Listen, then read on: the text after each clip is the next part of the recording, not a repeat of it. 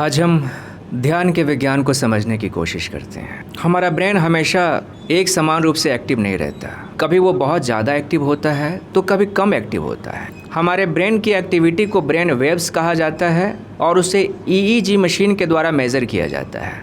सामान्य रूप से ये जो ब्रेन वेव्स हैं उन्हें 5 हिस्सों में बांटा जाता है: बीटा, अल्फ़ा, थीटा, डेल्टा और गामा। तो एक एक करके हम उन्हें समझने की कोशिश करते हैं। सबसे पहला स्टेट है बीटा स्टेट। इसे नॉर्मल स्टेट भी कहा जाता है।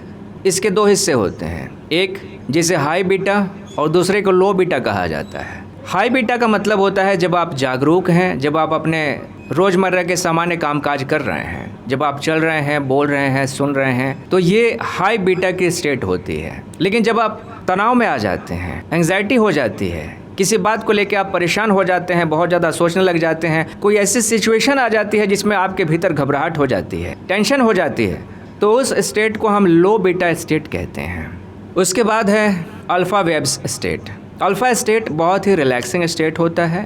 ये वो अवस्था होती है हमारे मस्तिष्क की जब आप बहुत फोकस्ड होकर, बहुत एकाग्रचित्त होकर कोई काम करते हैं। जैसे कि आप कोई मूवी देखते हैं, संगीत सुनते हैं, आप पेंटिंग बनाते हैं या फिर आप संगीत का रियाज़ करते हैं। जब आप बहुत तल्लीन होकर, बहुत डूब कर कोई काम करते हैं तो आपका मन बहुत फोकस्ड हो जाता है, ब्रेन पूरी तरह से कॉन्सेंट्रेट हो जाता है। ये बहुत ही रिलैक्सिंग स्टेट होती है और इसी को अल्फ़ा ब्रेन वेव्स स्टेट कहा जाता है।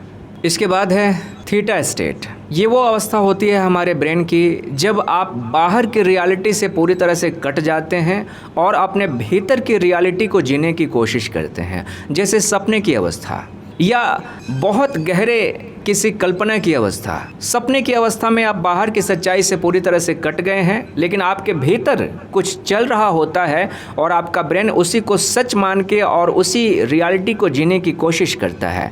या फिर आप अपनी किसी पुरानी स्मृति में इस तरह से डूब जाते हैं कि आप बाहर की पूरी दुनिया को भूल जाते हैं। जो कुछ आपके साथ हुआ था या जो फ्यूचर में आप करने वाले हैं, उसको इतनी गहराई से, इतने डूब कर आप सोचने लग जाते हैं कि बाहर की रियलिटी का आपको कोई भान ही नहीं रह जाता। तो आप इसे थीटा ब्रेन वेव्स स्टेट कहते हैं। इस स्टेट में हमारा कनेक्शन हमारे सबकॉन्शियस ब्रेन से बनता है।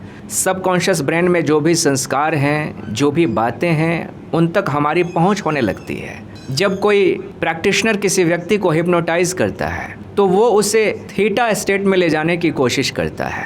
थीटा स्टेट तक अगर आपके मस्तिष्क को पहुंचा दिया जाए तो आपके सबकॉन्शियस माइंड में जो भी संस्कार हैं उनको बदला जा सकता है, यानी आपके सबकॉन्शियस को रीप्रोग्राम किया जा सकता है थीटा ब्रेन वेव स्टेट में लाकर। उसके बाद है डेल्टा स्टेट। डेल्टा स्टेट हमारे भीतर साउंड स्लीप की स्थिति होती है। नींद की वो स्थिति जब आपके भीतर कोई सपना नहीं होता, पूरी तरह से शांति होती है। जब आपका ब्रेन डेल्टा स्टेट में होता है तो आपके शरीर की हीलिंग होती है, यानी आपके शरीर के भीतर कोई रोग है, कोशिकाओं की टूट फूट हो गई है तो उनकी मरम्मत होती है। शरीर अपने आप को स्वस्थ करने की कोशिश करता है। इसीलिए डॉक्टर्स ये चाहते हैं कि मरीज़ ज़्यादा से ज़्यादा सोए। मुझे याद है कि मेरे एक अंकल थे और उनको हाई ब्लड प्रेशर की प्रॉब्लम थी, उनको नींद ही नहीं आती थी, तो डॉक्टर ने उनको ढेर सारी नींद की गोलियां दे रखी थी। जब वो गोली खा के सोते थे तो अगले दिन वो ठीक रहते थे, उनकी तबीयत ठीक रहती थी, वो लोगों से बहुत अच्छे से पेश आते थे। लेकिन जिस दिन भी वो गोली खाना भूल जाएं, अगले दिन वो बहुत झुंझलाते थे, गुस्सा करते थे, खाने की थाली फेंक देते थे। तो इसे रेस्टोरेटिव स्लीप भी कहा जाता है, क्योंकि इसी ब्रेन वेव्स की अवस्था में हमारा शरीर अपने आप को हील करता है, अपने आप को फिर से स्वस्थ करने की कोशिश करता है। और इसके बाद हमारे मस्तिष्क की जो सबसे महत्वपूर्ण और आखिरी अवस्था है उसे हम गामा अवस्था कहते हैं। इसे समाधि की अवस्था भी कहा जाता है। गामा वेव्स स्टेट में पहुंचने के बाद मस्तिष्क अपनी पूरी क्षमता के साथ कार्य करता है।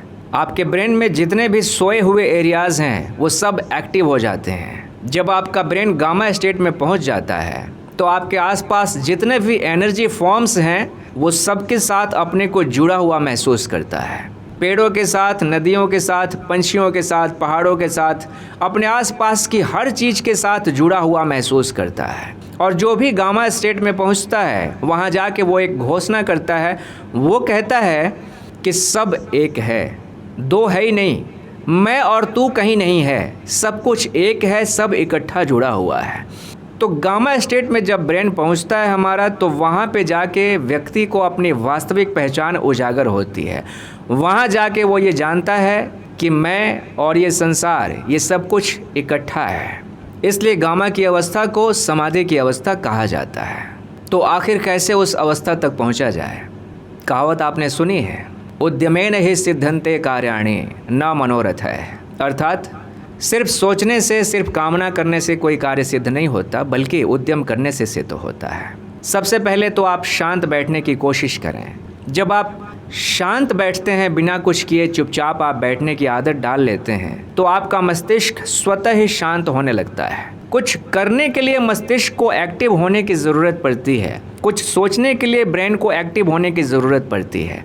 लेकिन जब आप कुछ करते नहीं, जब आप कुछ सोचते नहीं, कोई कल्पना नहीं करते, किसी स्मृति को नहीं दोहराते, जब ब्रेन के पास कोई काम नहीं होता, तो ब्रेन अपने आप ही शांत होने लगता है।